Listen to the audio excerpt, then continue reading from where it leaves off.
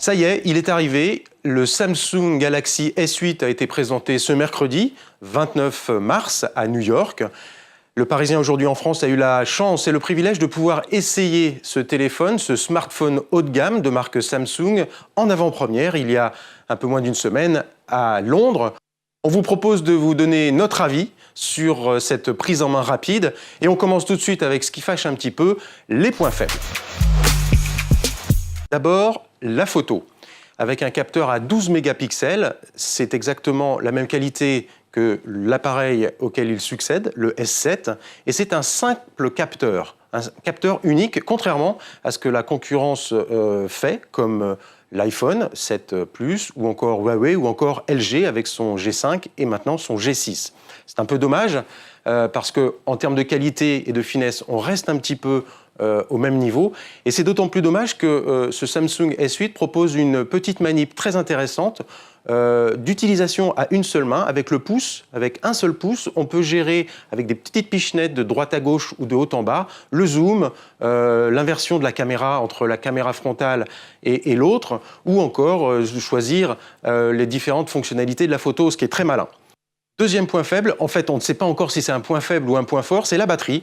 Alors évidemment, Samsung est très embêté avec sa batterie suite à l'affaire du Galaxy Note 7 et ses batteries explosives. Alors il a fait le choix de la prudence pour son S8 en choisissant une batterie à 3000 mAh, c'est-à-dire exactement la même capacité et la même autonomie que le S7. Donc pas de risque, il s'agit de rassurer la clientèle.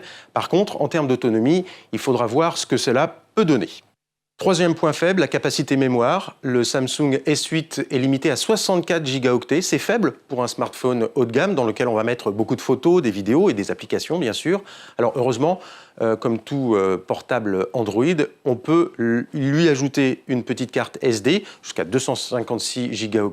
Mais là, du coup, il va falloir rajouter entre 100 et 150 €, ce qui rajoute à la facture. Et c'est l'écran qui est très séduisant. Il reprend le concept du S7 Edge avec ses deux bords arrondis qui donnent un effet débordement, piscine à débordement qui est très très flatteur. Mais alors le S8 va encore plus loin, c'est-à-dire que l'écran est allongé verticalement jusqu'à presque occuper la totalité du châssis. Alors ça donne un effet très joli, très beau. Le petit bord supérieur notamment est tellement fin que Samsung a dû se résoudre à effacer la marque Samsung, ce qui est une première sur un téléphone. Autre point fort, c'est le déverrouillage de l'appareil. Alors on peut le faire classiquement sur le S8 avec un code ou encore avec l'empreinte digitale qui se situe, dont le capteur se situe à l'arrière de l'appareil. Mais alors aussi et surtout, le S8 peut reconnaître votre visage ou encore mieux l'iris de votre œil.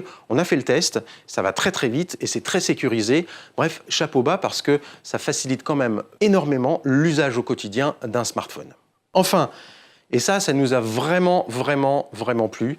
C'est un accessoire qui s'appelle le DeX, D-E-X. C'est un petit socle dans lequel on peut loger le Samsung S8. Il se recharge.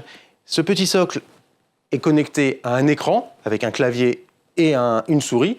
Et du coup, on se retrouve face à un vrai PC de bureau. C'est-à-dire que le Samsung S8 devient l'unité centrale qui va nous servir à faire plein de choses, comme on le ferait sur un PC familial.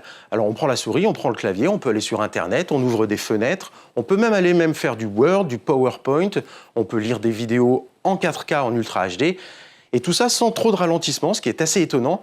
En fait, toute la vitesse et la qualité de la puce du Samsung S8 est utilisée à plein pour servir comme un ordinateur. Là, moi je dis chapeau. Je dis d'autant plus chapeau que cet accessoire va coûter 150 €, auquel il va falloir rajouter le prix du S8. Alors évidemment, vous l'attendez tous, 799 € pour le S8 et 899 € pour le S8 Plus. C'est un peu cher. Maintenant, on réfléchit un petit peu, c'est vraiment une bête de course, et si en plus on peut l'utiliser comme un PC de bureau, ça peut valoir le coup d'y penser.